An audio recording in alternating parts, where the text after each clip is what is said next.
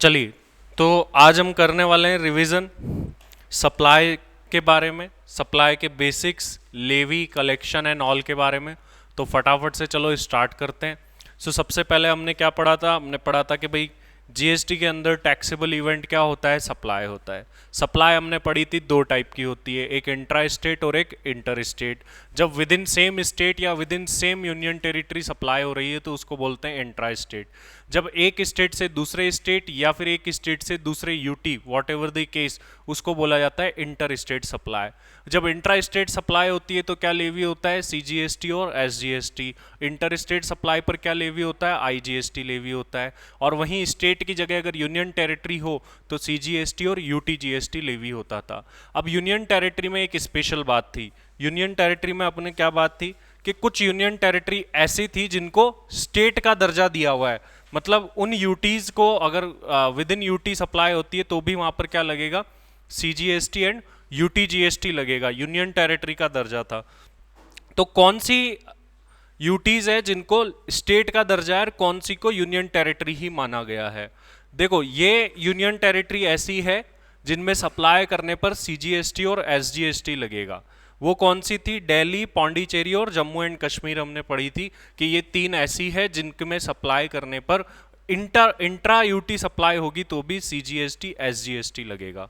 वहीं कुछ union territory ऐसी थी जिनमें क्या लगता था? सीजीएसटी और यूटीजीएसटी लगता था, जिसमें अंडमान निकोबार आइलैंड, लक्षद्वीप, दादर एंड नगर हवेली के साथ में दमन एंड दीव भी जोड़ दिया गया। पहले ये अलग यूनियन टेरिटरी होती थी, अब साथ में हो गई है। लद्दाख, चंडीगढ़ और अदर टेरिटरी अगर कोई हो तो, जो कि नहीं है, इनको यूनियन टेरिटरी का दर्जा दिया गया था। इसके बाद में हमने स्टार्ट करी थी कुछ बेसिक बातें। हमने पढ़ा था पहले सीजीएसटी एक्ट। सीजीएसटी एक्ट का सेक्शन 9 सबसेक्शन 1 क्या बोलता है? सेक्शन 9 सबसेक्शन 1 ये बोलता है कि सर इंट्रा स्टेट सप्लाईज पर क्या लगेगा? सीजीएसटी लगेगा। ठीक है, लेकिन जहां सीजीएसटी है वहां पर एसजीएसटी ऑटोमेटिकली लगना ही लगना है। तो यहां पर क्या बोला गया? Central goods and service tax लगेगा all intra state supply of goods and service और बोथ। ये बिल्कुल बेसिक सी बात थी, हम पढ़ ही चुके थे। इसके बाद में हमने क्या पढ़ा था कि alcoholic liquor for human consumption बाहर है जीएसटी के स्कोप से ही, इसके ऊपर जीएसटी चार्ज नहीं होगा। तो इस पे राज्य सरकारें अपने अपना जो वैट वगैरह है, एक्साइज ड्यूटी है, गवर्नमेंट वही लगाती है, जीएसटी इसके ऊपर नहीं लगता है। इसके बाद में हमने पढ़ा था कि सर जीएसटी लगेगा किस पे?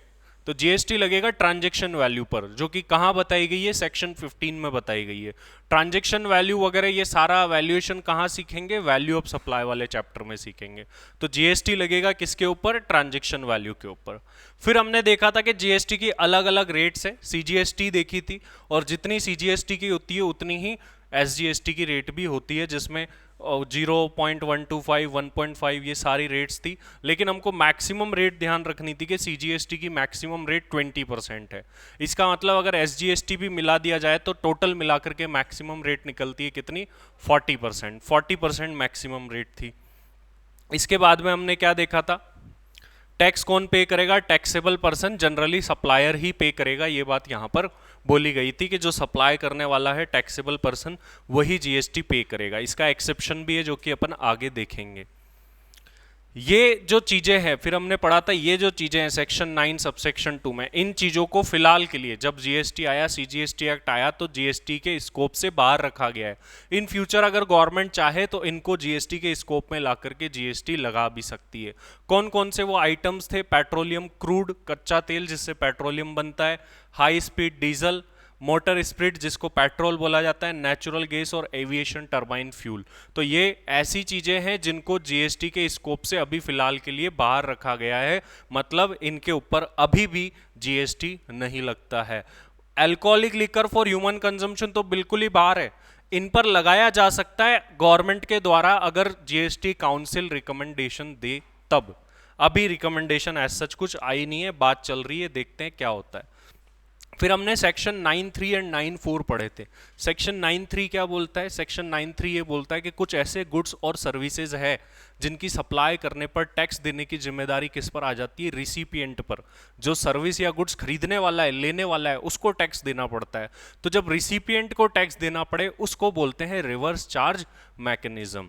वहीं सेक्शन 9 सबसेक्शन 4 ये बोला करता था कि कुछ ऐसे केसेस भी है जब अगर कोई अनरजिस्टर्ड व्यक्ति रजिस्टर्ड व्यक्ति को सप्लाई कर रहा है, तो बाय करने वाला कौन होता है? रजिस्टर्ड। सप्लाई करने वाला कौन होता है? अनरजिस्टर्ड। 9(4) बोलता है कि हम कुछ केसेस में क्या करेंगे, ऐसे ट्रांजैक्शन में भी जीएसटी पे करने की लायबिलिटी रिसिपिएंट के ऊपर डाल देंगे, मतलब रजिस्टर्ड व्यक्ति पर डाल देंगे। जैसा कि हम यहां पर देखते हैं, पढ़ते हैं उस बात को।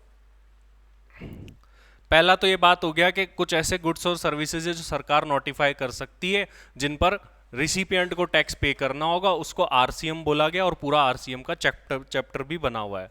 यहीं पर हमने देखा ये वाली बात, supply of notified categories of goods और सर्विसेज और both by an unregistered supplier to notified class of registered supplier. मतलब यहां पर सप्लाई करने वाला व्यक्ति कौन है? ये सप्लायर कौन है? अनरजिस्टर्ड है, तो ये तो वैसे भी जीएसटी नहीं दे सकता, तुम चाह करके भी नहीं ले सकते इससे। तो इन्होंने क्या बोला कि अगर कोई रजिस्टर्ड अनरजिस्टर्ड से कोई चीज बाय करता है तो जीएसटी की लायबिलिटी हम आरसीएम लगा के किस पे डाल देंगे? इस व्यक्ति पर डाल देंगे। लेकिन होता क्या है कि ऐसे तो फिर नुकसान हो गया, फिर कोई अनरजिस्टर्ड से तो खरीदेगा ही नहीं रजिस्टर्ड व्यक्ति, वो सोचेगा मेरे को ही देना पड़ेगा। तो हर एक ट्रांजेक्शन में नहीं है, कुछ ट्रांजेक्शन नोटिफाइड है, कुछ गुड्स और सर्विस नोटिफाइड है जिनमें ही ऐसा होगा, अदरवाइज ऐसा नहीं होगा। वो नोटिफाइड को हम बाद में देखेंगे। तो यहां पर यह बोला गया है कि अगर कोई रजिस्टर्ड व्यक्ति किसी अनरजिस्टर्ड व्यक्ति से कुछ नोटिफाइड गुड्स और सर्विसेज खरीदता है तो जीएसटी पे करने की लायबिलिटी रजिस्टर्ड व्यक्ति मतलब बायर पर, रिसिपिएंट के ऊपर आ सकती है। इतनी बात बोली यहां पर, ज्यादा नहीं बोला था यहां। अब अगर ऐसा कुछ हो गया कि लायबिलिटी किसके ऊपर आ गई? रिसिपिएंट के ऊपर आ गई, तो रिसिपिएंट के ऊपर जीएसटी एक्ट के सारे प्रोविजन वैसे के वैसे लग जाएंगे जैसे सप्लायर पे लगते थे। रजिस्ट्रेशन लेना, जीएसटी जमा कराना, जीएसटी का रिटर्न भरना, ये सारे काम करने पड़ जाएंगे किसको? रिसिपिएंट को। इसके बाद में एक इंपॉर्टेंट सेक्शन हमने पढ़ा था, सेक्शन 9 सबसेक्शन 5।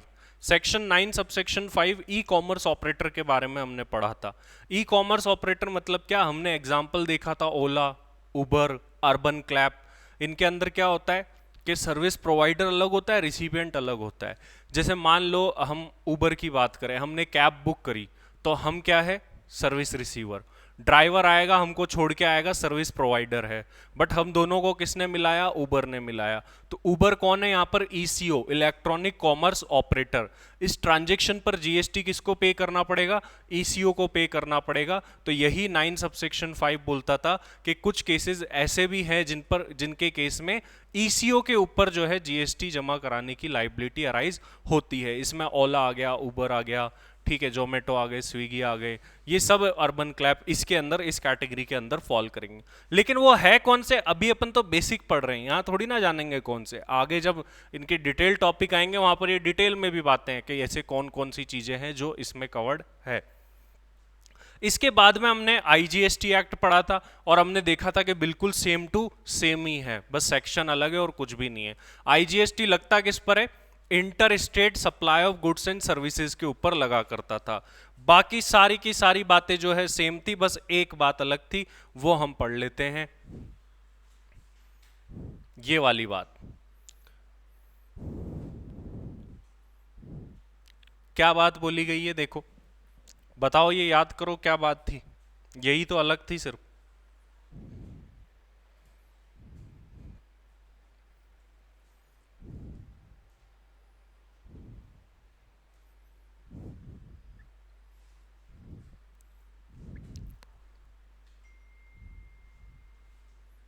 क्या बोला गया?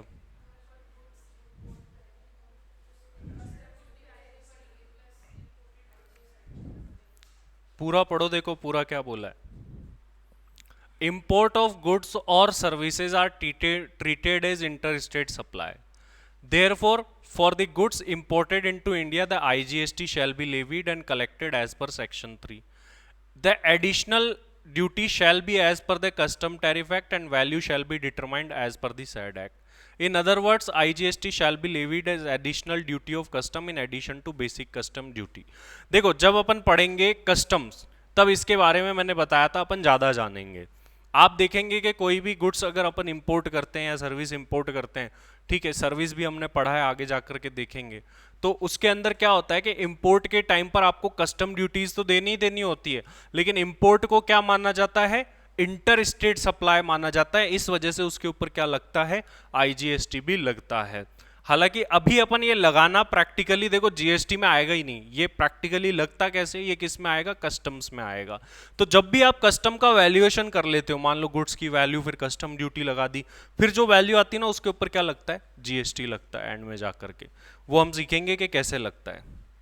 लेकिन यहां पर क्या बोला गया है कि alcoholic liquor for human consumption बाहर है, सेम टू सेम बात, ट्रांजैक्शन वैल्यू के ऊपर लगेगा, सेम टू सेम बात, मैक्सिमम रेट आईजीएसटी तो अपने आप में एक है, इसके दो टुकड़े है नहीं, तो आईजीएसटी के ऊपर मैक्सिमम रेट कितनी है, 40% है डायरेक्टली, ठीक है, तो आईजीएसटी की rate CGST plus SGST.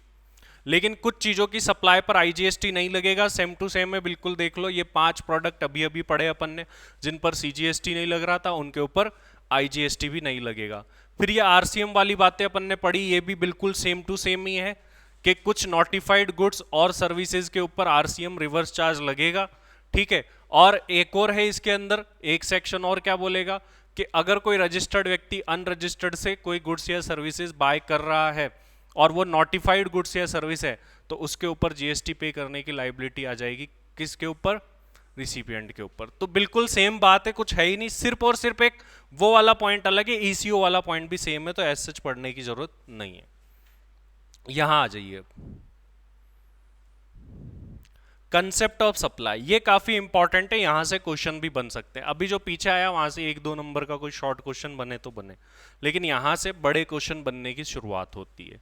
Concept of supply के अंदर हमने क्या क्या पढ़ा था, हमने देखा था सप्लाई क्या होती है, कौन सी ऐसी कंडीशन पूरी होती है जिनके पूरे होने पर जीएसटी लग जाता है, तो 6 पैरामीटर हमने पढ़े थे, वो देखेंगे। फिर उसके बाद में हमने देखे थे 3 शेड्यूल, शेड्यूल 1, 2, 3, वो भी अपन यहाँ पर पढ़ने वाले हैं। तो ये सारी चीजें इन डिटेल पढ़ने वाले हैं। सबसे पहले हम पढ़ने वाले हैं सप्लाई के बारे में, सप्लाई क्या होती है, और बाकी फिर ये पढ़ेंगे अपन सेक्शन 7 जिसमें नॉर्मल सप्लाई के बारे में बात है। ये 3 शेड्यूल अपन ने पढ़े, और ये तो अपन ने लास्ट क्लास में ही पढ़ा था कंपोजिट एंड मिक्स्ड वाला, ये सारा सब कुछ अपन पढ़ने वाला है।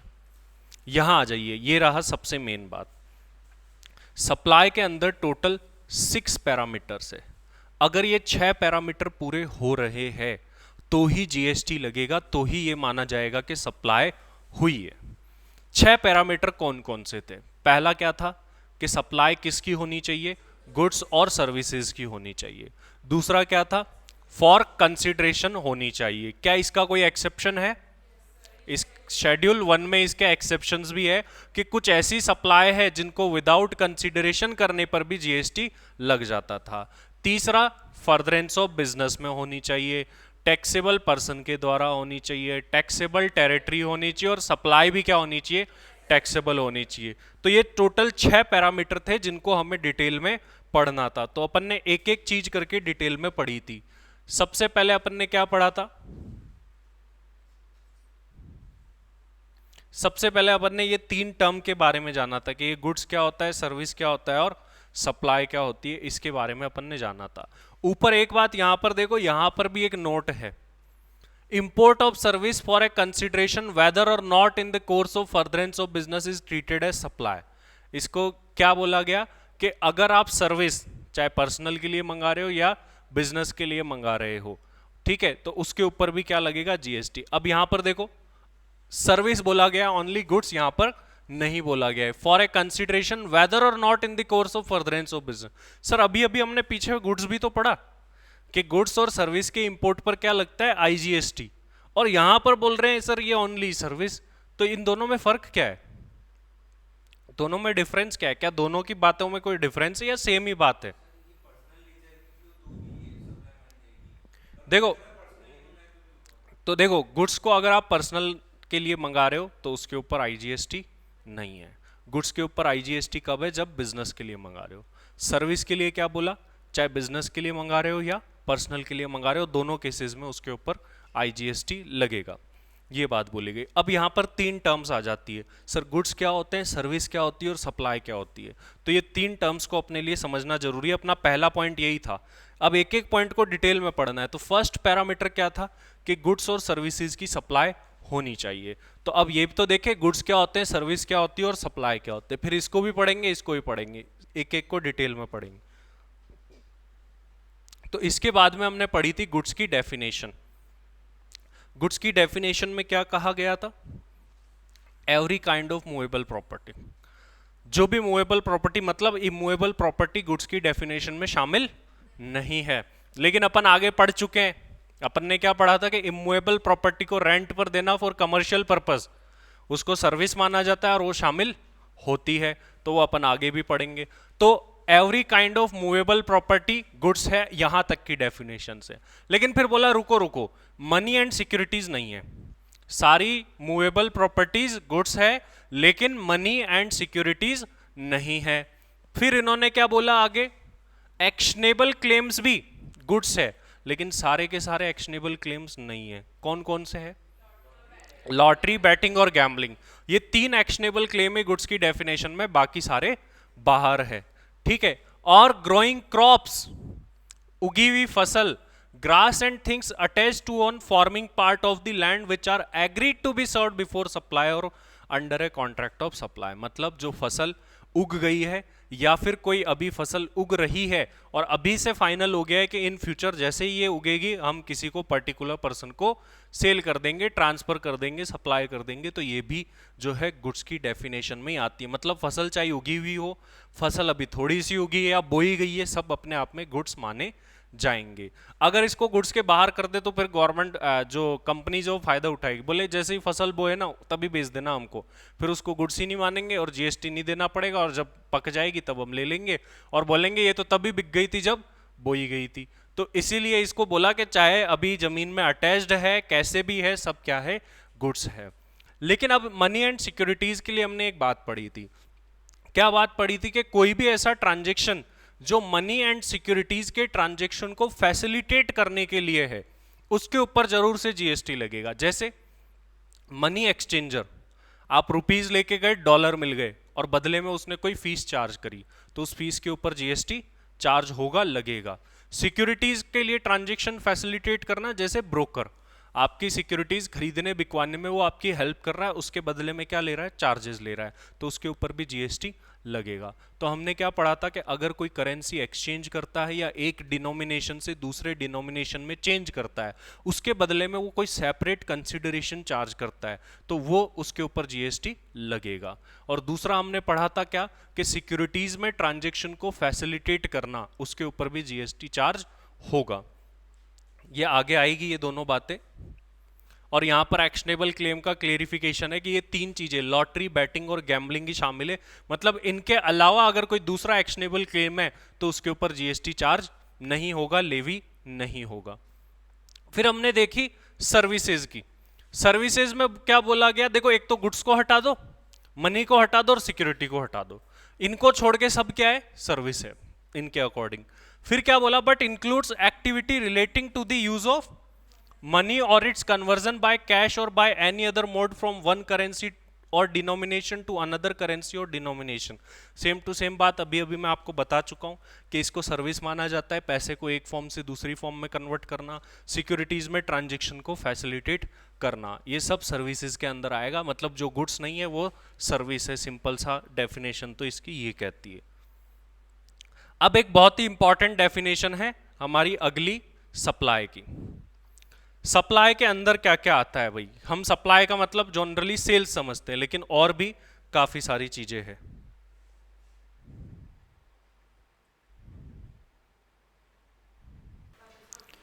चलो फटाफट से आगे बढ़ते हैं। सप्लाई की डेफिनेशन, सप्लाई का मतलब अपन जानते हैं, सप्लाई के अंदर क्या क्या चीजें इंक्लूड है।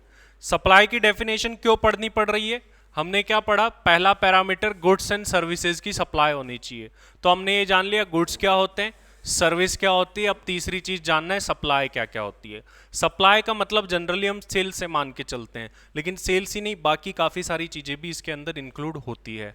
आइए वो देखते हैं क्या क्या है। पहली चीज सेल्स, गुड्स को सेल करना इंक्लूड है। ट्रांसफर, ट्रांसफर किस चीज का भाई, अगर एक ब्रांच दूसरी ब्रांच को स्टॉक का ट्रांसफर कर रही है तो वो भी सप्लाई माना जाएगा और उसके ऊपर भी जीएसटी चार्ज होगा। सपोज मेरी मुंबई में एक ब्रांच है और दिल्ली में एक ब्रांच है, मुंबई से दिल्ली ब्रांच को मैं गुड्स ट्रांसफर कर रहा हूँ, चाहे मैं कंसिडरेशन ले रहा हूँ या नहीं ले रहा हूँ, ये बात अपन आगे पढ़ेंगे, उसके ऊपर भी क्या होता है, जीएसटी लेवी होता है, चार्ज होता है।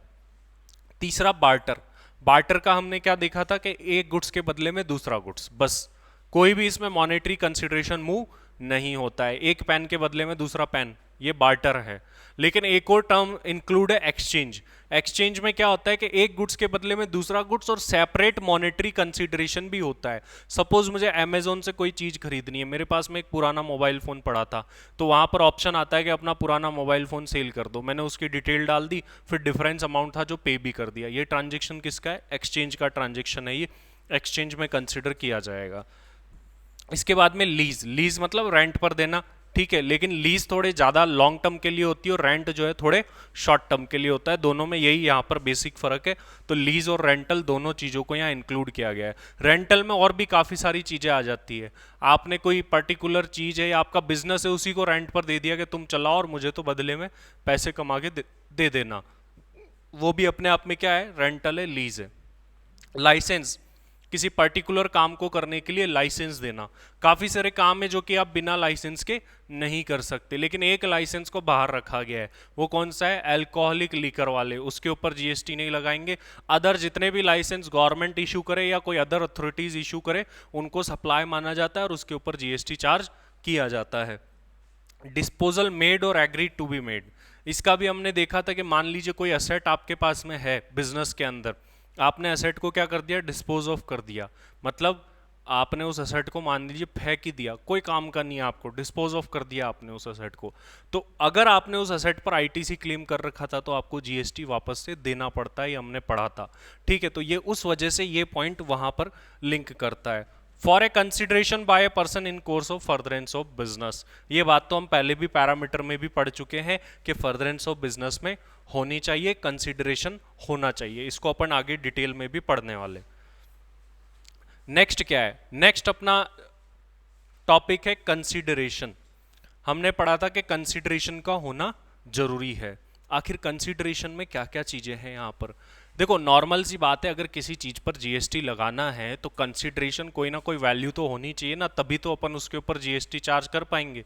अगर पैसे का ही लेन देन नहीं हुआ तो कैसे जीएसटी चार्ज करेंगे, तो इसीलिए यहाँ पर बोला गया कि कम से कम कंसिडरेशन तो होना ही होना चाहिए, चाहे मनी के फॉर्म में हो या किसी अदर फॉर्म में हो तो भी चलेगा, कोई प्रॉब्लम नहीं है। अब कंसिडरेशन हो सकता है आज ही पे कर दो या फिर डेफर्ड पेमेंट भी हो सकता है, इन फ्यूचर उधार पर ले गए हो, ईएमआई पर ले गए हो, ऐसे भी कंसिडरेशन पॉसिबल होता है, जरूरी नहीं एक साथ ही दिया जाए।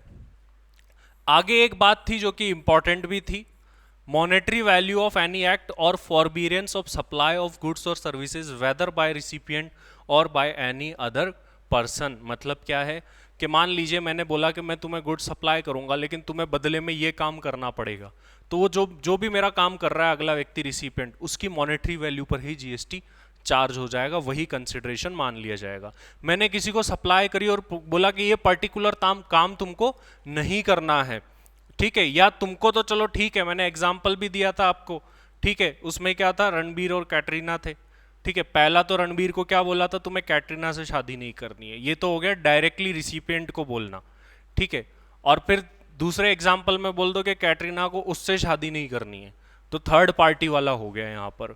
तो ये दोनों की दोनों चीजें यहाँ पर कवर्ड हुआ करती थी कि कोई भी बदले में अगर कोई व्यक्ति एक्ट कर रहा है और नहीं कर रहा है, उनकी जो भी मॉनेटरी वैल्यू है उसके ऊपर जीएसटी चार्ज किया जाता था। उसके बाद में हमने क्या देखा था, but it shall not include any subsidy given by central government and state government. इसका मतलब क्या है बताओ, आपको कोई भी चीज खरीदने के लिए सरकार की तरफ से क्या मिली है, सब्सिडी मिली है। इंपॉर्टेंट पॉइंट है, पूछा जा सकता है एग्जाम में। सब्सिडी मतलब ये क्वेश्चन एक दो नंबर में आ सकता है, whether subsidy received from government forms part of consideration और नॉट, इस तरीके से आ सकता है, ठीक है।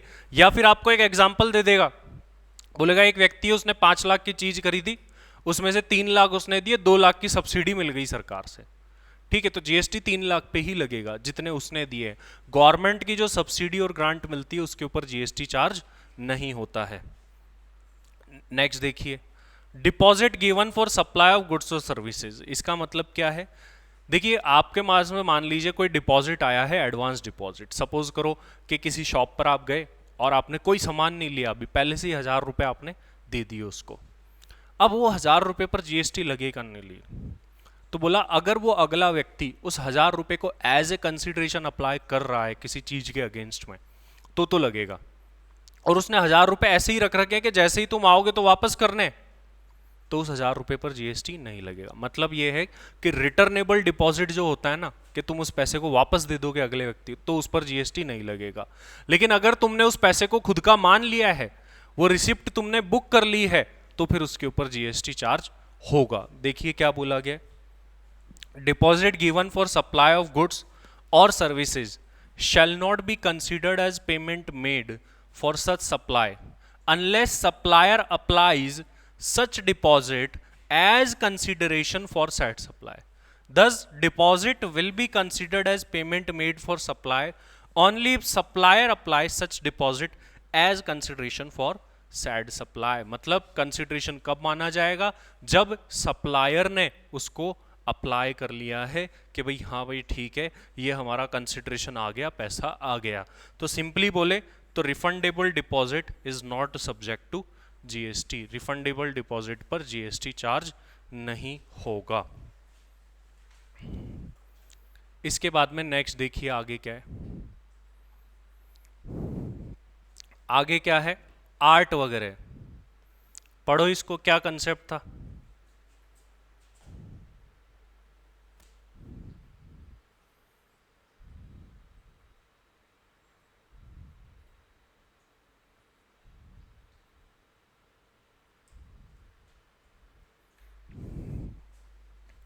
आर्ट वर्क वगैरह मतलब क्या है कि किसी भी एग्जीबिशन में अपना आर्ट वर्क, जैसे मान लो मैंने कोई पेंटिंग्स बनाई, वो पेंटिंग्स मैंने है ना एज ए आर्ट वर्क दिखा रखी है, तो उस आर्ट वर्क पर क्या जीएसटी लगेगा? क्या दिखाने पर नहीं लगेगा। लेकिन कोई व्यक्ति किसी पेंटिंग को सिलेक्ट कर लेता है और बोलता है कि ये पेंटिंग मुझे खरीदनी है, I want to buy this, then उस टाइम पर माना जाएगा कि ये सप्लाई हो चुकी है और उसके ऊपर जीएसटी लगेगा। तो पेंटिंग को, आर्ट वर्क को शो करने पर जीएसटी नहीं है, लेकिन जब कोई पर्टिकुलर पर्सन उस पेंटिंग या आर्ट वर्क को सिलेक्ट कर लेता है, उस टाइम पर उसके ऊपर जीएसटी लग जाएगा और ये माना जाएगा सप्लाई हो चुकी है। इसके अलावा ये वाली बात अपन ने देख ही ली है कि अल्कोहलिक लीकर पे भी जीएसटी नहीं लगता, और अल्कोहलिक लीकर का जो लाइसेंस देती है गवर्नमेंट, उसके ऊपर भी जीएसटी चार्ज नहीं होता है। आगे देखिए आगे क्या है,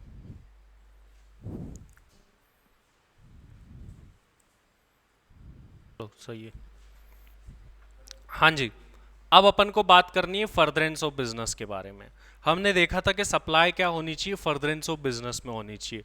ऐसे पर्सनल नेचर की सप्लाईज पर जीएसटी नहीं लग सकता। सपोज करो कि क्या हुआ कि मान लीजिए आपके फ्रेंड ने बोला कि मुझे है ना जीएसटी पढ़ाते और बदले में तू मेरे को 1000 रुपये दे देना, ठीक है, बाकी फीस नहीं लेनी, या पार्टी दे देना। तो ये पर्सनल नेचर की सप्लाईज हैं, इनके ऊपर जीएसटी नहीं लगेगा। तो पर्सनल नेचर की सप्लाईज जो भी होती है उनके ऊपर जीएसटी चार्ज नहीं होता है। लेकिन अब बात ये होती है कि फर्दरेंस ऑफ बिजनेस में होना चाहिए, लेकिन फर्दरेंस ऑफ बिजनेस का आखिर मतलब क्या होता है वो जानना जरूरी है। तो हमने पढ़ी थी बिजनेस की डेफिनेशन। बिजनेस की डेफिनेशन में क्या क्या इंक्लूड था? Any trade, commerce, manufacture, profession, vocation. Vocation का मतलब क्या होता है? जब आपकी कोई हॉबी आपके अर्निंग सोर्स में कन्वर्ट हो जाए, जैसे सिंगिंग, डांसिंग, ये सब। Adventure, wager or any other similar activity whether और not is for a pecuniary benefit. Wager मतलब सट्टा वगैरह, या फिर एडवेंचर इसी टाइप के कोई नेचर का बिजनेस, ऐसे कुछ करने का। अब यहां पर एक बात बोली गई थी, ये चाहे किसी आर्थिक लाभ के उद्देश्य से किए जा रहे हैं या नहीं किए जा रहे हैं। पिक्यूनियरी बेनिफिट मतलब आर्थिक लाभ। तो अगर आप ये एक्टिविटीज किसी लाभ कमाने, प्रॉफिट कमाने के उद्देश्य से कर रहे हैं या नहीं कर रहे हैं, डजेंट मेक एनी डिफरेंस, ये बिजनेस में ही काउंट होंगे। आप ऐसे नहीं कह सकते मेरा तो प्रॉफिट ही नहीं हो रहा तो क्या बिजनेस, बोला आप कोई मतलब नहीं है, चाहे आप प्रॉफिट के उद्देश्य से करो या ना करो, बिजनेस ही माना जाएगा। इसके बाद हमने क्या देखा था, एनी एक्टिविटी और ट्रांजेक्शन इन कनेक्शन विथ और incidental ancillary to a above. A above में मतलब क्या है, इंसिडेंटल और एंसिलियरी एक्टिविटीज क्या होती है कि ऊपर जो एक्टिविटीज है उनकी सहायक एक्टिविटी। सपोज करिए कि यहां पर मैंने कोई एसी सेल करा, ठीक है, ये मेरी मेन एक्टिविटी हो गई, ट्रेडिंग करी, ठीक है, या मैं मैन्युफैक्चरर था, लेकिन एसी सेल करने के साथ साथ मैंने उसकी इंस्टॉलेशन की या ट्रांसपोर्टेशन की सर्विस भी दे दी, तो ये क्या है, ये इंसिडेंटल और एंसिलियरी सर्विसेज है जो मैं मेरे मेन प्रोडक्ट के साथ में दे रहा हूं।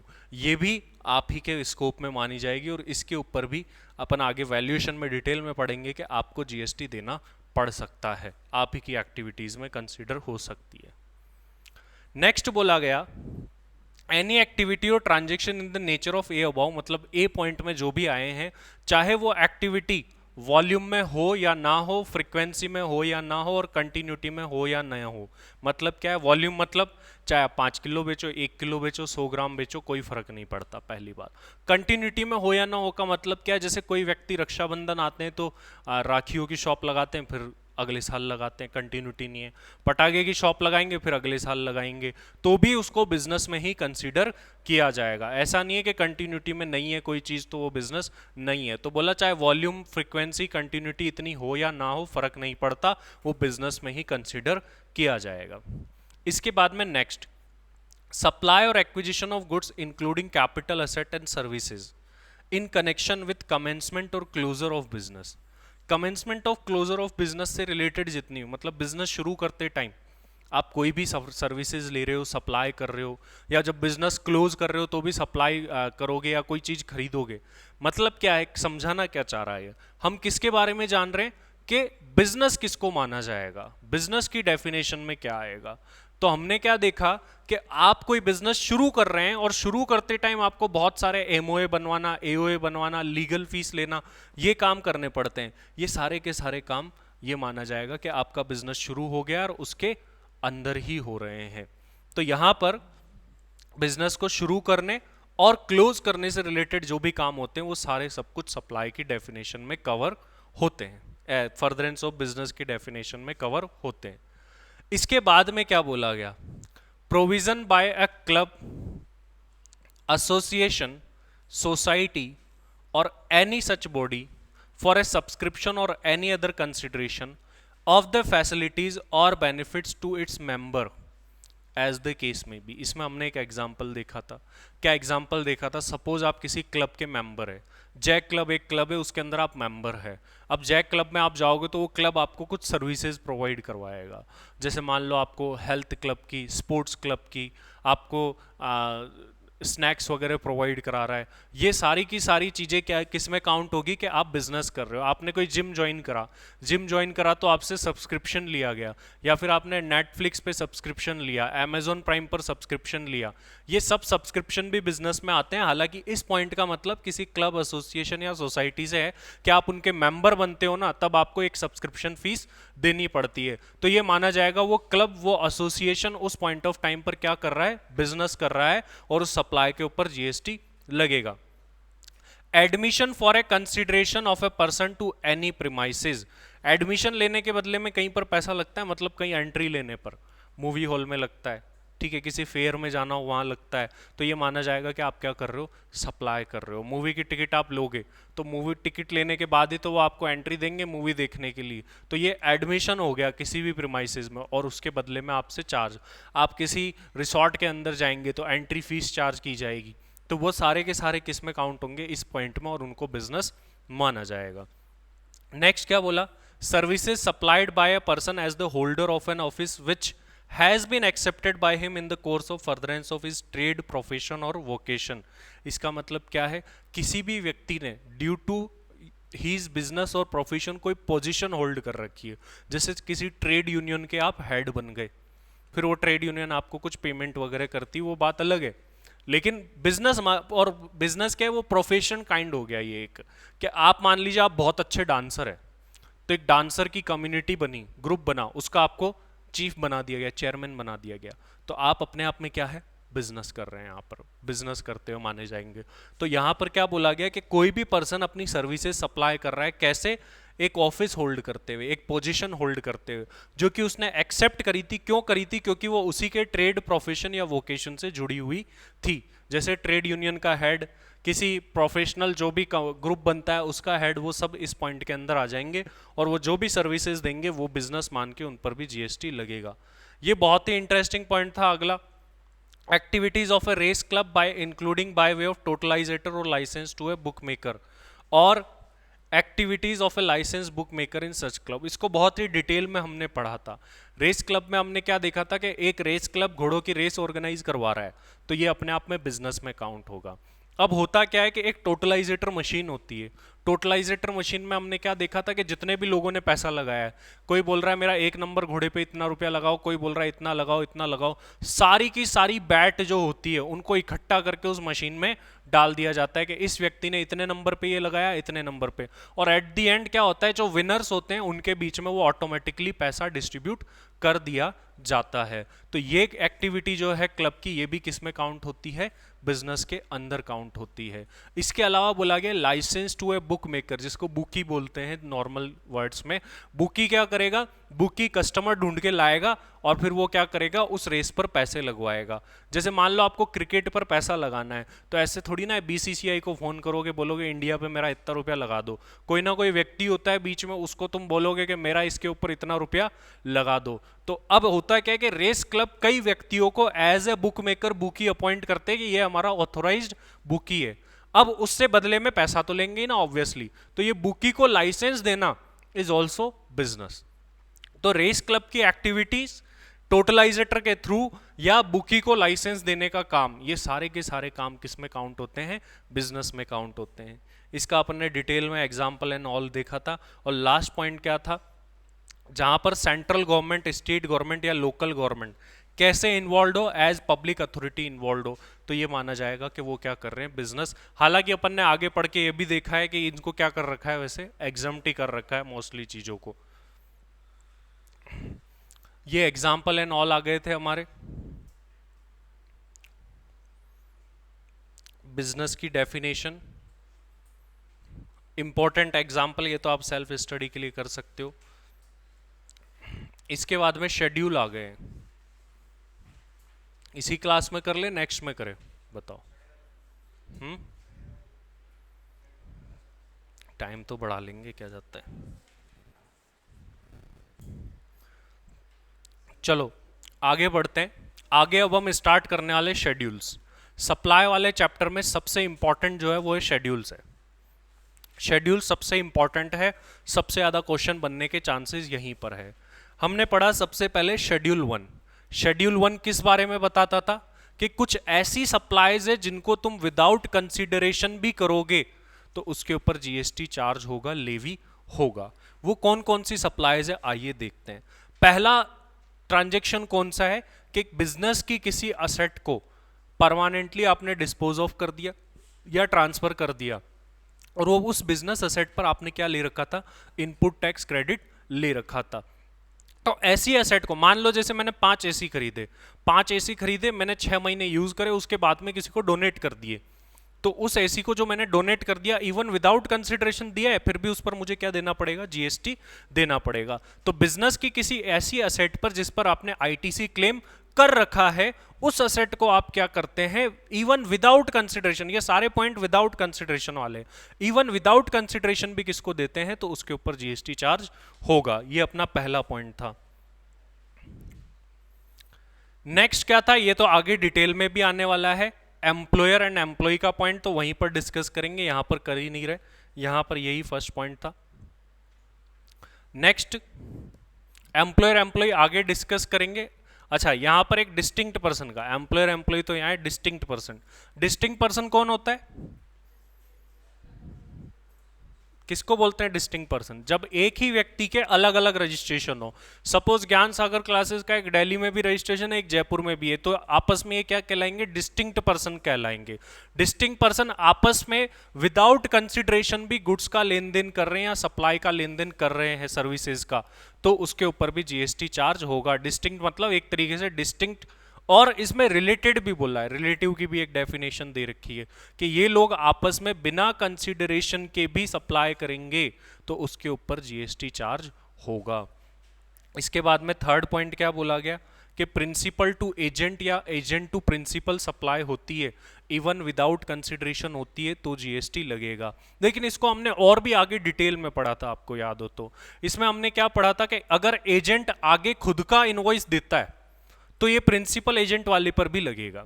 अगर एजेंट आके खुद का इनवॉइस नहीं देता, वो तो ओनली फैसिलिटेट कर रहा है ट्रांजैक्शन को, बस वो तो बीच में बैठा है, ये रहा सेलर प्रिंसिपल, ये रहा बायर, और बीच में एजेंट है।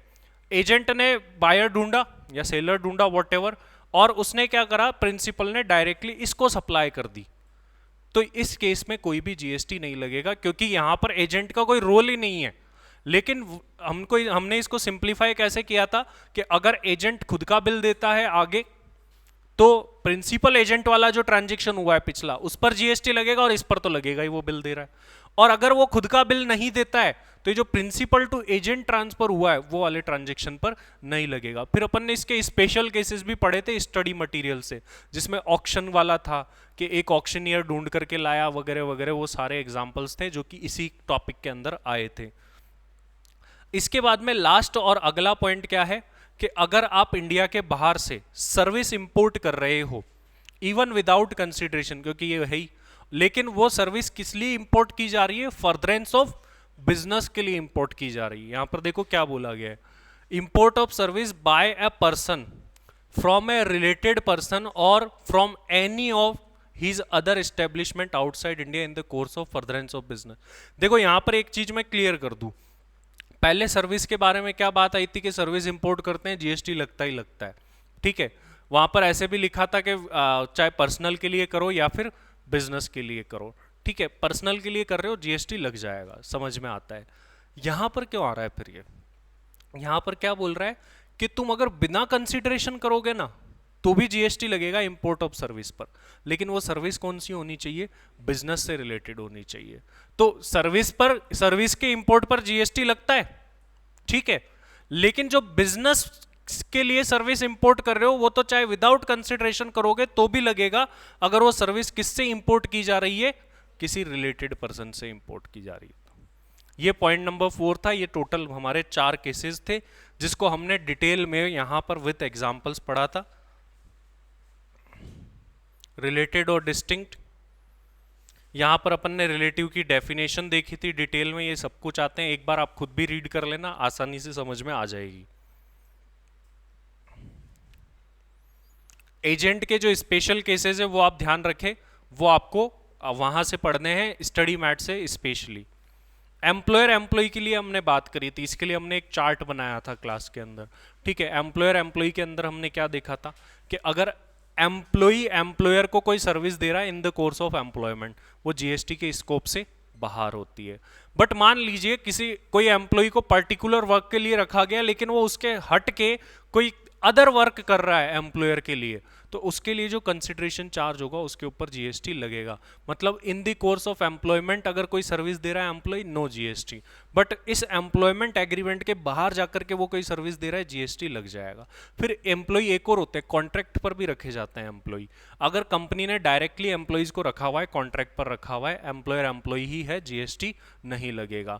लेकिन किसी कॉन्ट्रैक्टर के थ्रू रखा हुआ है, जॉब कॉन्ट्रैक्टर्स वगैरह होते हैं, तो एक्चुअल में हम क्या करेंगे, वो हमारे एम्प्लॉय नहीं है, वो उस कॉन्ट्रैक्टर के एम्प्लॉय है, हमें तो ओनली वो सर्विस देने के लिए आ रहे हैं, हम पेमेंट भी किसको करेंगे? कॉन्ट्रैक्टर को करेंगे, तो ये ट्रांजैक्शन जीएसटी में कवर हो जाएगा। ये बात अपन ने करी थी। प्रिंसिपल एजेंट हमने देख ही लिया था, इंपोर्ट ऑफ सर्विस हमने देख ही लिया था। एग्जाम्पल है बहुत सारे जिनको आप पढ़ सकते हैं। इसके बाद में हमने पढ़ी थी नेगेटिव लिस्ट। नेगेटिव लिस्ट में क्या क्या आएगा भाई, कि कौन कौन सी चीजों के ऊपर जीएसटी नहीं लगेगा, ये नेगेटिव लिस्ट में आएगा। हाँ जी, अब अपन नेगेटिव लिस्ट शेड्यूल 3 की तरफ बढ़ रहे हैं। देखो 3 शेड्यूल है। शेड्यूल 1 में क्या दिया गया है?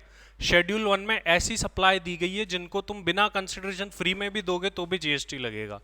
शेड्यूल 3 में क्या है? नेगेटिव लिस्ट, मतलब इनके ऊपर तो सोच कर भी जीएसटी लगाने की सोचना ही मत कभी, ये जीएसटी के स्कोप से बाहर हो रखे हैं, इनके ऊपर कोई जीएसटी चार्ज नहीं होता है। आइए देखते हैं वो कौन कौन सी सप्लाईज है। पहले देखो एम्प्लॉय टू एम्प्लॉयर की सर्विस, जो कि एम्प्लॉयमेंट से रिलेट करती है, मतलब इससे हट करके कोई सर्विस दे देता है एम्प्लॉय एम्प्लॉयर को तो उसके ऊपर जीएसटी लग जाएगा। लेकिन एम्प्लॉय एम्प्लॉयर को सर्विस दे रहा है और वो एम्प्लॉयमेंट के, मतलब जो उनका एग्रीमेंट है, टर्म्स कंडीशन है, उसके स्कोप में ही है, तो जीएसटी चार्ज नहीं होगा। पहला ट्रांजेक्शन। सेकंड ट्रांजेक्शन, जो कोर्ट सर्विसेज देता है या कोई ट्रिब्यूनल सर्विस दे रहा है और वो ट्रिब्यूनल या कोर्ट किसी ना किसी एक्ट के थ्रू ही इस्टेब्लिश्ड हुआ था। जैसे एक तो नॉर्मल डिस्ट्रिक्ट कोर्ट होते हैं, हाई कोर्ट होते हैं, सुप्रीम कोर्ट होते हैं, वहां पर आपको कोई केस लड़ना है या आपको कोई केस फाइल करना है तो उसकी भी फीस लेता है कोर्ट, फिर वो सुनवाई करता है, ठीक है। इसी तरीके से कंज्यूमर कोर्ट में आप जा रहे हो, वो भी किसी ना किसी एक्ट से ही बना हुआ है, ठीक है। कंपनी लॉ ट्रिब्यूनल हो गया, वो भी किसी ना किसी एक्ट से ही बना हुआ है। इनकम टैक्स अपीलेट ट्रिब्यूनल हो गया, वो भी इनकम टैक्स एक्ट से बना हुआ है। तो यहां पर जो भी फीस वगैरह लगेगी और उसके बाद में वो आपकी सुनवाई करेंगे, इसके ऊपर कोई भी जीएसटी चार्ज नहीं होगा, ये बाहर है उस स्कोप से। नेक्स्ट थिंग देखते नेगेटिव लिस्ट में क्या है। अब इसमें अलग अलग 3-4 पॉइंट है। पहला पॉइंट क्या है कि जो सांसद, विधायक, एमपी, एमएलए, पार्षद, मेयर, ये सब जो सर्विसेज देते हैं ये अपने आप में नेगेटिव लिस्ट के अंदर कवर्ड है, इनके ऊपर जीएसटी नहीं लगेगा। पहला पॉइंट तो ये बोल रहा है। सेकंड क्या बोल रहा है कि कोई भी ऐसा व्यक्ति सर्विस दे रहा है जिसने कॉन्स्टिट्यूशनल पोस्ट होल्ड कर रखी है, प्रधानमंत्री, मुख्यमंत्री, राष्ट्रपति, ये सब क्या है? कॉन्स्टिट्यूशनल पोस्ट है। क्योंकि ये सांसद विधायक ये अलग बात है, लेकिन इनको कॉन्स्टिट्यूशनल पोस्ट भी मिली हुई है। ये कॉन्स्टिट्यूशनल पोस्ट पर रह करके कोई भी सर्विसेज देंगे वो out of the scope of GST है, उसके ऊपर कोई भी जीएसटी चार्ज नहीं होगा। ऐसी बहुत सारी कॉन्स्टिट्यूशनल पोजीशन है, सारी की सारी जीएसटी के स्कोप से बाहर है। Next, duties performed by a person as chairperson or member or director in any body established by the central government or state government or local authority and who is not deemed as an employee before the commencement of this clause। देखो employ होता है तो वैसे ही नहीं लगता employer employ पर। यहाँ पर क्या बोला गया कि आपको किसी पर्टिकुलर सरकार की संस्था का चेयरमैन बना दिया गया, ठीक है। मान लो सरकार ने कोई कमेटी बनाई, उसका चेयरमैन बना दिया, नीति आयोग बनाया, उसका कोई चेयरमैन आपको बना दिया। ऐसे डिपार्टमेंट्स, ऐसी चीजों के अगर आप as a chairman, chairperson service दे रहे हो तो वो भी जीएसटी के स्कोप से बाहर है। मतलब सांसद, विधायक, पार्षद ये सब बाहर है, और मुख्यमंत्री, राष्ट्रपति या जो भी ऐसी सारी कॉन्स्टिट्यूशनल पोस्ट होती है वो भी बाहर है। सरकार के द्वारा बनाई गई कोई अथॉरिटी, कोई कमेटी, उसके आप as a chairperson, chairman service दे रहे हो, वो भी बाहर है, नेगेटिव लिस्ट के अंदर है। पॉइंट नंबर 4 हमने देखा था पहले ही, दुख का समय है, ठीक है। तो कोई सलट गया है, किसी का काम तमाम हो गया है, तो इससे रिलेटेड जो भी सर्विसेज होगी, सारी की सारी सर्विसेज जो है जीएसटी के स्कोप से बाहर है, including transportation of deceased. Point number 5 को हमने आई थिंक शेड्यूल, कौन से शेड्यूल में डिटेल में पढ़ा है? शेड्यूल 2 के अंदर डिटेल में पढ़ा है, ठीक है। हमने वहां पर, यहां पर तो क्या लिखा हुआ है? सेल ऑफ लैंड और बिल्डिंग दोनों बाहर है, ठीक है। लेकिन हमने पढ़ा था एक सिचुएशन है जब वो जीएसटी के स्कोप में आ जाती है, बताओ क्या है वो सिचुएशन? कंप्लीशन सर्टिफिकेट और first occupation, which ever is earlier, जो भी डेट आ रही है, इससे पहले अगर पैसा ले लिया बिल्डर ने तो क्या मान लिया जाएगा उसको? ट्रांसफर, सेल मतलब सप्लाई मान लिया जाएगा और उसके ऊपर जीएसटी लगेगा और पूरे के पूरे कंसिडरेशन पे लगेगा। इसका अपन ने एक एग्जांपल भी किया था कि सी फेसिंग एक फ्लैट था, 42 लाख उसकी वैल्यू थी, 1,25,000 पार्किंग के लिए गए थे, पूरे के पूरे अमाउंट पर क्या लगा था? जीएसटी लगा था। वो इसका एक एक्सेप्शन है वहां पर। एक्शनेबल क्लेम बाहर ही है, लेकिन लॉटरी, बैटिंग, गैम्बलिंग पर लगता है, बाकी एक्शनेबल क्लेम पर नहीं लगता है। नेक्स्ट क्या बोला गया? कि आप किसी एक नॉन टैक्सेबल टेरिटरी से दूसरी नॉन टैक्सेबल टेरिटरी में गुड्स सप्लाई कर रहे हो। मान लो आप यूएसए से ऑस्ट्रेलिया गुड्स भेज रहे हो, क्या इंडिया का कोई हक बनता है? नहीं बनता। लेकिन ध्यान रखना वो इंडिया में गुड्स एंटर नहीं होने चाहिए। पहले तुमने यूएसए से इंडिया भेज दिए, अब इंडिया से फिर वहां भेज रहे हो, तो उसके ऊपर जीएसटी लग सकता है, कस्टम ड्यूटी भी लग सकती है। लेकिन ये नेगेटिव लिस्ट किस बारे में बात कर रही है वो देखते हैं। Supply of goods from place in the non taxable territory to another place in the non-taxable territory without such goods entering into India। एक नॉन टैक्सेबल टेरिटरी से दूसरे नॉन टैक्सेबल टेरिटरी में गुड्स ट्रांसफर किए जा रहे हैं और वो गुड्स इंडिया में प्रवेश नहीं करे हैं, टच नहीं हुए हैं। नेक्स्ट देखिए इसके अंदर क्या है। Supply of warehouse goods to any person before clearance for home consumption. इसमें हमने बात क्या करी थी, किसी ने गुड्स इंपोर्ट करे, इंपोर्ट करने के बाद में वो वेयर हाउस में ही गुड्स पड़े, वेयर हाउस में पड़े पड़े ही वो किसी और को ट्रांसफर कर दिए, तो उस यहां पर जो है नेगेटिव लिस्ट में कवर है, जीएसटी नहीं देना पड़ेगा। लेकिन जो उस गुड्स को क्लियर कराएगा वेयर हाउस से, उसको कस्टम ड्यूटी और जीएसटी पे करने पड़ेंगे। इसके बाद में हमने देखा था कि कोई गुड्स इंडिया के बाहर से आ रहा है, सपोज करो वो रास्ते में ही है, वहां से निकल गया, रास्ते में इन ट्रांजिट है, और आप अब गुड्स तो दे नहीं सकते उसको क्योंकि गुड्स तो रास्ते में है। आपने क्या करा, उन गुड्स का टाइटल किसी और व्यक्ति को, थर्ड पर्सन को ट्रांसफर कर दिया, बोला वो गुड्स जब आएंगे ना वो तेरे हो गए, मेरे को तो इतने रुपए दे दो, मेरा काम हो गया। तो इस टाइप के ट्रांजेक्शन को भी नेगेटिव लिस्ट के अंदर यहां पर कवर किया हुआ है। ये सारे के सारे पॉइंट्स हो गए। नेक्स्ट देखिए क्या बात बोली गई है, activities transaction by notified by the government. क्या मतलब है, क्या आता है यहां पर, जहां पर भी government as a public authority involve है, जैसे बस चला रही है गवर्नमेंट, ट्रांसपोर्ट ट्रेन चला रही है गवर्नमेंट, उसको बाहर कर दिया, बोला उसके ऊपर जीएसटी चार्ज नहीं होगा। ये सिंपल सी बात ध्यान रखो, बाकी आपको पढ़ने का इतना जरूरत ही नहीं। यहां पर आ जाइए शेड्यूल सेकंड के अंदर। शेड्यूल सेकंड में हमने क्या पढ़ा था कि कोई पर्टिकुलर ट्रांजैक्शन को सप्लाई ऑफ गुड्स माना जाएगा या सप्लाई ऑफ सर्विस माना जाएगा, इसके ऊपर क्लेरिफिकेशन दी गई थी शेड्यूल 2 के अंदर। देखिए क्या क्या ट्रांजैक्शन थे। सबसे पहला था ट्रांसफर। किस चीज का ट्रांसफर? गुड्स के टाइटल का।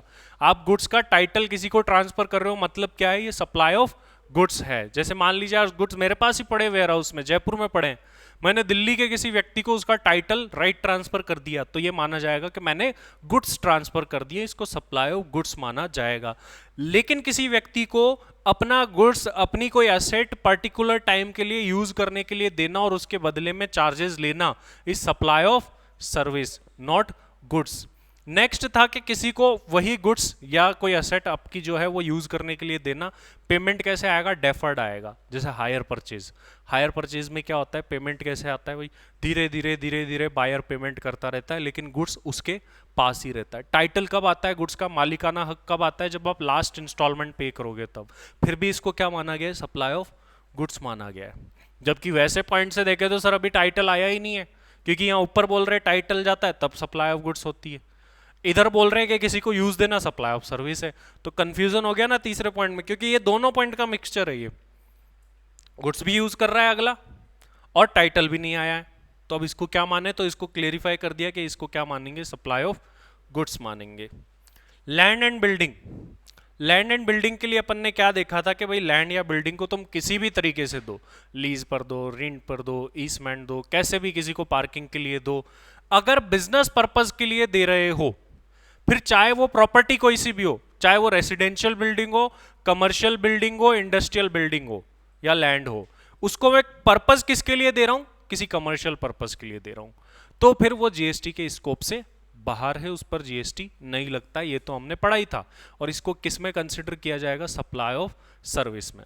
अच्छा बताओ, बिल्डिंग को किस पर्पज पर देने पर जीएसटी नहीं लगता? रेसिडेंशियल, कौन सी बिल्डिंग को? रेसिडेंशियल बिल्डिंग को रेसिडेंशियल पर्पस के लिए देने पे नहीं लगता। मैंने कमर्शियल बिल्डिंग को रेसिडेंशियल पर्पस के लिए दे दिया तो लग जाएगा भाई। ऐसा तो लिखा नहीं है कि कमर्शियल को दो तो लगेगा। तो renting of residential building for residential purpose is out of the scope of GST, क्योंकि उसको एग्जम्प्ट कर रखा है इस वजह से। तो अगर आप किसी भी बिल्डिंग को कैसे भी किसी भी तरीके से लीज पर देते हो, रेंट पर देते हो, सब सप्लाई ऑफ सर्विस माने जाएंगे, सब सप्लाई ऑफ सर्विस के अंदर ही कंसिडर होंगे।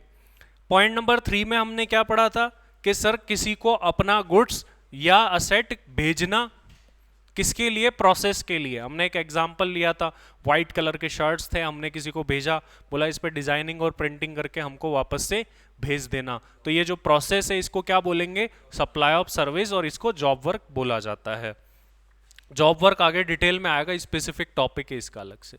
Transfer of business asset, transfer of business asset के अंदर हमने क्या पढ़ा था भाई, हमने पढ़ा था कि आप बिजनेस की असेट को ट्रांसफर कर रहे हो, तो सप्लाई ऑफ गुड्स माने या सर्विस माने, सप्लाई ऑफ गुड्स माना जाएगा, ऑब्वियसली कोई फिजिकल एग्जिस्टेंस है।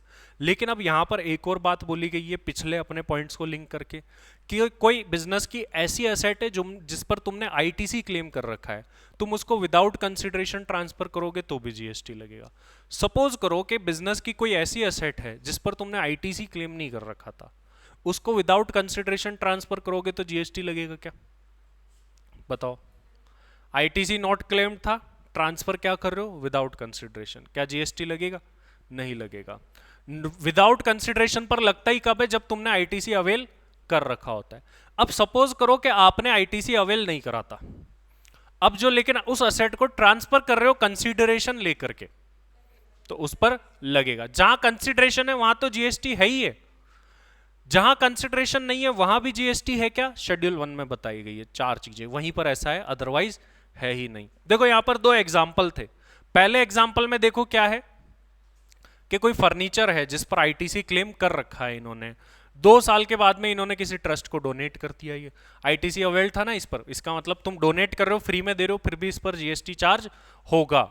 ठीक है, ये देखो mister Raj purchase for business use and after, ये तो दूसरा एग्जाम्पल आ गया, विदाउट कंसिडरेशन पर भी जीएसटी लगेगा, ये तो हमने पढ़ ही लिया।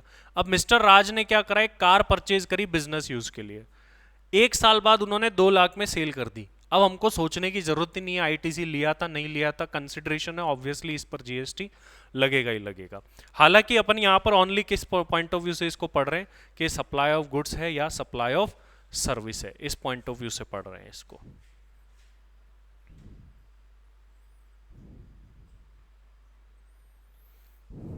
नेक्स्ट देखिए क्या है, द ओनर यूजेज और allowed to use asset for personal use.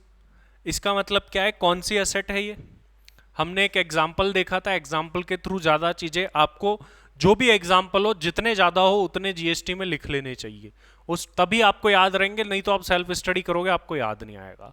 Honour क्या कर रहा है, मतलब मान लो कोई भी बिजनेस है, वो अपनी एसेट को अपने किसी पार्टनर को, डायरेक्टर को या एम्प्लॉय को यूज करने के लिए दे रहा है, और बदले में क्या चार्ज कर रहा है, कोई फीस चार्ज कर रहा है, तो उसके ऊपर जीएसटी चार्ज होगा। जैसे एक एग्जाम्पल देखा था हमने, हाँ अंबानी का एग्जाम्पल देखा था कि एक कार थी, मान लीजिए वो कार रिलायंस की है, लेकिन रिलायंस ने वो कार यूज करने के लिए अंबानी को दी, और अंबानी ने बदले में रिलायंस को चार्जेस दिए, इस चार्जेस के ऊपर जीएसटी चार्ज होगा, लगेगा बिल्कुल। यही बात यहां पर कही गई है घुमा फिरा के।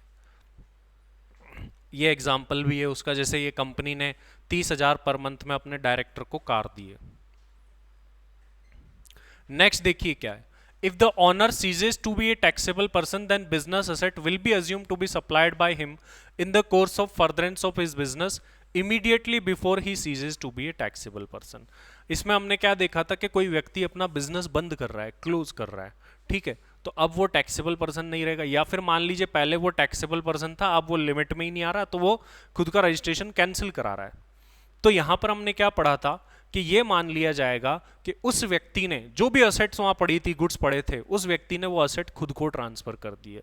सपोज करो कि कोई मिस्टर राम का कोई बिजनेस है, ठीक है, उस बिजनेस में काफी सारे गुड्स पड़े हैं, शर्ट्स पड़ी है, जींस पड़ी है, सब कुछ पड़ा है, ठीक है, क्लोथ्स का बिजनेस था। अब वो उस बिजनेस को बंद कर रहे हैं, या फिर वो उस बिजनेस का जीएसटी रजिस्ट्रेशन कैंसिल करवा रहे हैं। तो यहां पर क्या बोला गया कि जो भी गुड्स उस टाइम पर पड़े होंगे, ये मान लिया जाएगा वो सारे के सारे गुड्स बिजनेस ने मिस्टर राम को ट्रांसफर कर दिया, और उसके ऊपर आपको जीएसटी जमा करवाना होगा। ऐसा प्रोविजन क्यों बना रखा है, सिंपल सा है, जो भी गुड्स पड़ा होगा उस पर तुमने आईटीसी तो ले ही रखा होगा ना। अब तुमने आईटीसी लेकर के रख रखा है और ऊपर से बिजनेस और बंद कर दिया, मतलब आगे से तो जीएसटी जमा कराओगे नहीं, तो सरकार बोलती है जो भी आईटीसी लिया था वो हमारा वापस करो भाई तुम। इस वजह से। और ये इनपुट टैक्स क्रेडिट के टॉपिक में डिटेल में भी आएगा ये वाली बात। लेकिन इसके कुछ एक्सेप्शंस थे। एक्सेप्शन कैसे थे? अगर बिजनेस को as a going concern transfer किया जाता है, सपोज करो कोई एक कंपनी दूसरी कंपनी के साथ अमालगमेट हो गई, मर्ज हो गई, तो इसका एक्सेप्शन आ जाएगा। बिजनेस का सक्सेशन हो गया, पहले प्रोप्राइटरशिप थी अब पार्टनरशिप फॉर्म में कन्वर्ट हो गई, तो भी चलेगा क्योंकि वही गोइंग कंसर्न में चल रहा है। या फिर जो बिजनेसमैन था उसका कोई लीगल रिप्रेजेंटेटिव उसी बिजनेस को आगे कंटिन्यू करता है, तो भी कोई प्रॉब्लम नहीं है। इन दोनों केसेस में हम तुम्हारे को ट्रांसफर मान के जीएसटी नहीं लगाएंगे, और ये किस में आएगा? सप्लाई ऑफ गुड्स के अंदर आएगा।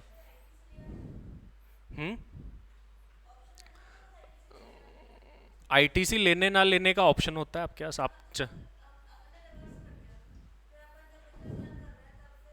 आप देखो, अगर आप रिवर्स कर देते हो बस बात खत्म, अब आप बिजनेस चलाओ आराम से, अब आगे से जीएसटी नहीं लगाना होगा आपको। आपने आपका बिजनेस बंद कर दिया है तो लगाओगे ही नहीं। आपने आप कर क्या? ये तो इसलिए नहीं बोल रहे आईटीसी वाली क्योंकि ये शेड्यूल तो गुड्स और सर्विस बताने के लिए बना हुआ है, बट मेन प्रोविजन इसका यही है कि आप मान लीजिए कोई, आप सपोज करो आपका कोई शॉप है, आपने उसमें गुड्स ला के रख रखे हैं, अब बिजनेस बंद कर दिया, आपका चला ही नहीं बिजनेस, आपने कोई आईटीसी नहीं लिया था, तो क्या सरकार आपसे आके जीएसटी लेगी? पहले ही तो बिजनेस बंद कर रहे हैं, इंसान दुखी है, ठीक है ना, उसने आईटीसी लिया है, तो फिर जीएसटी क्यों लेंगे? लेंगे ही कब? उससे जब उसने आईटीसी क्लेम कर रखा था, तो सरकार बोलती है अब चीटिंग है ये, तो तुम आईटीसी क्लेम कर लोगे। सपोज करो, देखो अगर ऐसा प्रोविजन ना बनाए तो उसके कंसिक्वेंसेस क्या है। सपोज करो कि मैंने कोई एक लैपटॉप खरीदा 1,50,000 का, उसमें 20,000 का जीएसटी लगता है। मैंने क्या करा, ऐसे 1000 लैपटॉप खरीद लिए मेरे बिजनेस के लिए, ठीक है, खरीद लिए और सबका आईटीसी ले लिया 20,000, फिर मेरा बिजनेस बंद कर दिया मैंने। मेरे को कितने के पड़े? 1,30,000 के।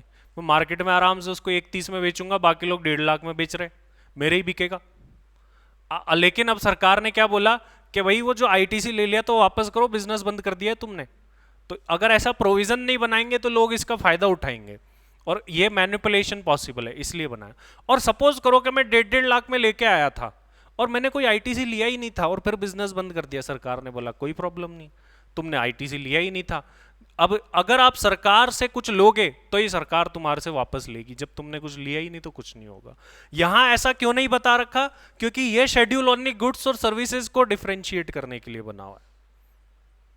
नेक्स्ट देखिए क्या बोला गया, सप्लाई ऑफ सर्विसेज। आप इमूवेबल प्रॉपर्टी को रेंट पर दे रहे हो, किसी रिलीजियस प्लेस के आस पड़ोस उसके बाहर के एरिया शादी वगैरह करवाने के लिए देते हैं, ऐसे दे रहे हो, एजुकेशनल इंस्टीट्यूशन को प्रॉपर्टी दे रहे हो, या कोई वेंडिंग डिस्पेंसिंग मशीन एटीएम लगाने के लिए या फिर कोई भी मशीन लगाने के लिए आप आपके प्लेस को रेंट पर दे रहे हो, सप्लाई ऑफ सर्विस माना जाएगा और जीएसटी तो ऑब्वियसली लगेगा ही लगेगा। और अब इस शेड्यूल का सबसे इंपॉर्टेंट पॉइंट जिसको अभी अभी अपन पहले भी डिस्कस कर रहे थे, किसी भी कॉम्प्लेक्स को बनाना, सिविल स्ट्रक्चर बनाना, ये सब तो सर्विसेज के अंदर आता ही आता है। लेकिन अगर किसी बिल्डर ने, बनाने वाले ने प्रॉपर्टी का कंप्लीशन सर्टिफिकेट और first occupation which ever is earlier, जो भी डेट आ रही है उससे पहले ही अगर कोई कंसिडरेशन ले लिया है किसी से, तो उसको सप्लाई ऑफ सर्विस माना जाएगा और जीएसटी लग जाएगा। सप्लाई ऑफ प्रॉपर्टी क्यों नहीं मान रहे थे, ये भी मैंने रीजन बताया था। प्रॉपर्टी बनी ही नहीं है तो कैसे मान ले सप्लाई ऑफ प्रॉपर्टी, इस वजह से उसको सप्लाई ऑफ सर्विस माना जाता है और उसके ऊपर क्या लगा दिया जाता है, जीएसटी लगा दिया जाता है। इससे वह वो प्रैक्टिस भी रुकी है जब कुछ बिल्डर पैसा ले लेते थे और प्रॉपर्टी कई टाइम तक देते नहीं थे, तो वो प्रैक्टिस भी लोग क्यों देंगे फालतू में, जीएसटी थोड़ी ना देना चाहोगे आप पहले पैसा देके, तो जनरली फिर लोग देते ही नहीं है। ये इसका एग्जाम्पल था, एक अपन ने स्टडी मैट से भी हमारे किया था। नेक्स्ट क्या है कि आप आपकी कोई टेक्नोलॉजी, आपका कोई पेटेंट या आपका कोई इन्वेंशन किसी और व्यक्ति को यूज करने के लिए देते हो। इसमें अपन ने कोविड वैक्सीन का एग्जांपल लिया था कि किसी कंपनी ने कोविड की वैक्सीन बनाई है, उसके पास में उसका फॉर्मूला है, कंपनी ने वो किसी और को यूज करने दिया, बदले में क्या लेंगे, वो फीस लेंगे, वो क्या मानी जाएगी, सप्लाई ऑफ सर्विस, और उसके ऊपर जीएसटी लग जाएगा। सॉफ्टवेयर का कुछ भी कर लो, हमने पढ़ा था, डेवलपमेंट कर लो, डिजाइन कर लो, प्रोग्रामिंग कर लो, अपग्रेडेशन कर लो, सब किस में आते हैं, सप्लाई ऑफ सर्विस के अंदर आते हैं। Next, agreeing to the obligation to refrain from an act और टॉलरेंस टू एन एक्ट और ए सिचुएशन और टू डू एन एक्ट। क्या है कि किसी काम को ना करना भी सप्लाई ऑफ सर्विस में आता है, हमने ये बात करी थी। लेकिन इसका एक एक्सेप्शन था सर, मान लीजिए हमने रिटर्न फाइल नहीं करी तो गवर्नमेंट ने हम पे पेनल्टी लगा दी, क्या ये सप्लाई ऑफ सर्विस है? नहीं, इनको एग्जम्प्ट रखा गया है। तो अगर आप किसी कानून को तोड़ते हो, उस वजह से आप पर कोई लिक्विडेटेड डैमेजेस, पेनल्टी वगैरह गवर्नमेंट के द्वारा लगाई जाती है, तो उस पर नहीं लगेगा, वो जीएसटी के स्कोप से बाहर है। नेक्स्ट देखिए क्या बोला गया, transfer of right to use any goods for any purpose for cash, deferred payment और अदर वैल्यूएबल कंसिडरेशन। ये पहले भी आ चुका है कि किसी को अपना गुड्स यूज करने के लिए देना, इसमें देखो टाइटल ट्रांसफर नहीं होगा और अगला व्यक्ति थोड़ा थोड़ा, मान लो मैंने आपको कोई मेरी एसेट रेंट पर दे दी, वही सेम ये बात है, किसी को गुड्स यूज करने के लिए देना और वो थोड़ा थोड़ा करके पेमेंट करेगा, राइट उसको ट्रांसफर नहीं होगा। अगर एट द एंड उसको टाइटल ट्रांसफर हो जाएगा ये पेमेंट करते करते, तो ये सप्लाई ऑफ गुड्स में कवर्ड होगा, क्योंकि एट द एंड तो उसको क्या ट्रांसफर होगा? गुड्स। लेकिन यहां पर देखिए कोई भी उसको टाइटल ट्रांसफर नहीं होगा, ओनली यूज करने के लिए दे रहे हो और चार्जेस ले रहे हो, तो सप्लाई ऑफ सर्विस में आएगा।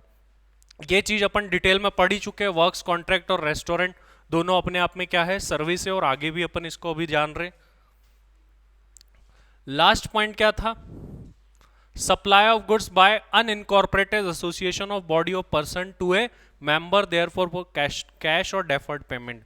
इसमें हमने देखा था, सपोज आप किसी क्लब के मेंबर हो, आप वहां गए, क्लब ने आपको स्नैक्स प्रोवाइड करा दिए, ये सप्लाई ऑफ गुड्स माना जाएगा, ठीक है, अगर उन्होंने गुड्स प्रोवाइड कराए। और यहां पर भी स्पेशली अभी किससे रिलेटेड बात हुई? गुड्स को।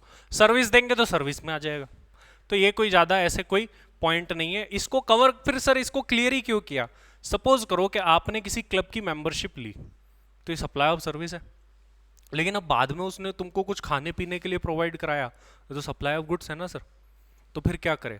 तो बोला वो देखो, जब आप मेंबरशिप लोगे that is supply of service, बाद में आपको कुछ वो प्रोवाइड कराता है गुड्स वगैरह, वो क्या होगा? Supply of goods. Sir free में प्रोवाइड कराए तो जीएसटी लगेगा ही नहीं ना, शेड्यूल 1 में थोड़ी ना है कहीं पर इसका नाम। तो ऑब्वियसली हम क्या मान रहे हैं कि वो जो गुड्स हमको दे रहा है क्लब, फ्री में तो नहीं दे रहा, हालांकि कंसेशनल रेट पर जरूर दे सकता है, तो सप्लाई ऑफ गुड्स माना जाएगा और उसके ऊपर जीएसटी चार्ज होगा। फिर हमने एनालिसिस देख लिया था कि जो हमने पढ़ा इसमें कौन कौन से सप्लाई ऑफ गुड्स में आए थे और कौन कौन से सप्लाई ऑफ सर्विस में आए थे। फिर हमने एक क्लेरिफिकेशन देखा था, इस क्लेरिफिकेशन को हमने बड़ा शॉर्ट कर दिया था। शॉर्ट पूरा का पूरा कंक्लूजन ये था, हमने देखा था कि काफी सारे स्टेट में एक चलन चलता है जिसको पगड़ी सिस्टम बोला जाता है। पगड़ी सिस्टम में क्या होता है कि एक व्यक्ति टीनेंसी प्रीमियम देता है, टीनेंसी प्रीमियम देने के बदले में उसको उस प्रॉपर्टी में टीनेंसी राइट मिल जाता है। टीनेंसी राइट से क्या होता है कि उस प्रॉपर्टी के राइट उसके पास में है, वो उसको यूज कर सकता है, पोजीशन भी उसके पास है, ओनर किसी और को भी रेंट पर नहीं दे सकता है। अब वो जो टीनेंसी राइट होता है, अगर मान लो कल को लैंडलॉर्ड को उस व्यक्ति को वहां से निकालना है उस प्रॉपर्टी से, तो ऐसे नहीं निकाल सकता कि कल से खाली कर देना, उसको उस व्यक्ति को क्या देना पड़ेगा? टीनेंसी प्रीमियम देना पड़ेगा, और उस टाइम पर मार्केट में जो चल रहा होगा वो देना पड़ेगा। मान लो वो तो 10 साल पहले आया था, आज 10 साल बाद टीनेंसी प्रीमियम की रेट कुछ और है, तो उस टाइम की रेट देनी पड़ेगी। और सपोज करो कि यही टीनेंट किसी और को देना चाहता है तो भी दे सकता है, तो फिर थर्ड पार्टी क्या देगी? उसको टीनेंसी प्रीमियम देगी, लेकिन जो पैसा आएगा वो उस टीनेंट को और लैंडलॉर्ड को आपस में बांटना भी होगा कि भाई देख, मैंने ये किसी दूसरे किराएदार को दे दिया, लेकिन इतना रुपया आया, चल इतना तेरा इतना मेरा, ठीक है, दोनों बराबर। चाहे पहले वाला केस हो जब ओनर टीनेंट को दे रहा था, या दूसरा वाला केस हो जब टीनेंट किसी थर्ड पार्टी को दे करके ले रहा था, दोनों के ऊपर जीएसटी लगेगा और सप्लाई ऑफ सर्विस में कवर होगा। ये अपना पूरा कंक्लूजन इस बात का निकला था। इसके बाद में हमने पढ़ा है composite and mix supply. Composite supply और मिक्स सप्लाई के अंदर हमने क्या क्या देखा था? कंपोजिट सप्लाई में क्या देखा था? जब दो या दो से ज्यादा गुड्स एंड सर्विसेज का एक साथ बंडल बना करके सप्लाई किया जाता है और वो नेचुरली बंडल्ड है, मतलब रब ने बना दी जोड़ी है, तो उनके ऊपर जीएसटी की रेट कौन सी लगेगी? जो कि प्रिंसिपल सप्लाई पर लगती वही जीएसटी की रेट लगेगी। कैसे पहचाने कि कोई सप्लाई नेचुरली बंडल्ड है कि नहीं? कैसे पहचानोगे भाई? कोई बोल रहा है नेचुरली बंडल्ड है या नहीं, कैसे पहचाने? पहले हमने देखा था काफी सारी चीजें। पहला तो ये हो सकता है कि कंज्यूमर एक्सपेक्ट करता है कि वो चीजें साथ में ही मिलेगी। हम एक्सपेक्ट करते हैं कि भाई मोबाइल के साथ जनरली चार्जर आएगा ही आएगा, हालांकि कुछ कंपनी नहीं देती, ठीक है। और हम बात करें कि इसके अलावा दूसरी चीजें जैसे एसी के साथ रिमोट आएगा ही आएगा, एक्सपेक्ट करते हैं, एक तो ये हो गया। दूसरा, नॉर्मल कोर्स ऑफ बिजनेस में चलता है ये, मतलब बिजनेस प्रैक्टिस है कि इसके साथ ये दिया जाएगा। जैसे अपने यहाँ क्या होता है कि पताशी के साथ पपड़ी लेनी ही लेनी है, एंड में नहीं देंगे तो दूसरी बार जाएंगे नहीं उसके पास में, ठीक है। हालांकि ये उसमें नहीं है कंपोजिट मिक्स में, लेकिन एक ये प्रैक्टिस हो गई बिजनेस, और कस्टमर भी यही एक्सपेक्ट कर रहा है, दोनों तरफ से हो गया। या फिर हमने बोला था कि उनको एडवर्टाइज ही एक साथ किया जाता है, तो ये सारी चीजें किसमें है, कंपोजिट सप्लाई के अंदर आएगी। अगर कोई सप्लाई कंपोजिट सप्लाई है तो उस कॉम्बो की जितनी भी प्राइस बन रही है उसके ऊपर जीएसटी की रेट कौन सी लगानी है, उसमें देखा जाएगा प्रिंसिपल सप्लाई कौन सी है, और फिर प्रिंसिपल सप्लाई पर जो रेट है वही लगा दी जाएगी। प्रिंसिपल सप्लाई कैसे पहचानेंगे, जो जिसका रोल सबसे ज्यादा है, डोमिनेंट नेचर है, उसको जो है प्रिंसिपल सप्लाई बोला जाएगा। जैसे केक होता है, केक के साथ में अपन को नाइफ मिलता है और कैंडल मिलती है, डोमिनेंट किसका है, केक का है, तो केक पर जो रेट है वही पूरे पर लगा दी जाती है। मिक्स्ड सप्लाई के अंदर क्या होता है, जबरदस्ती बना दी जोड़ी, मतलब वो जनरली जो है एक साथ में नहीं सप्लाई होते हैं, नॉर्मल कोर्स ऑफ बिजनेस में उनको सेपरेटली ही सेल किया जाता है, बट उनको एक साथ मिला दिया गया है। तो जब कोई चीज नेचुरली बंडल्ड नहीं होती है, जब कोई कॉम्बो कंपोजिट सप्लाई नहीं होता है, तो उसको फिर मिक्स्ड सप्लाई बोला जाता है। मिक्स सप्लाई के केस में जीएसटी की रेट कौन सी लगती है, वो सारे प्रोडक्ट देखे जाएंगे और उन प्रोडक्ट में से जिसके ऊपर सबसे हाईएस्ट रेट होगी वही कॉम्बो की वैल्यू पर चार्ज कर दी जाएगी। जैसे यहाँ पर शैम्पू है, डीओ है वगैरह, बहुत सारी चीजें हैं, ये क्या है, अपने आप में मिक्स सप्लाई, ये एक साथ supply natural course of business में नहीं किए जाते, और ना ही कस्टमर ऐसा एक्सपेक्ट करता है, और ना ही जनरली इसके एडवर्टीजमेंट ऐसे आते हैं। तो ये क्या हो गई, अपने आप में मिक्स्ड सप्लाई हो गई। क्लियर है आपको ये भी बात।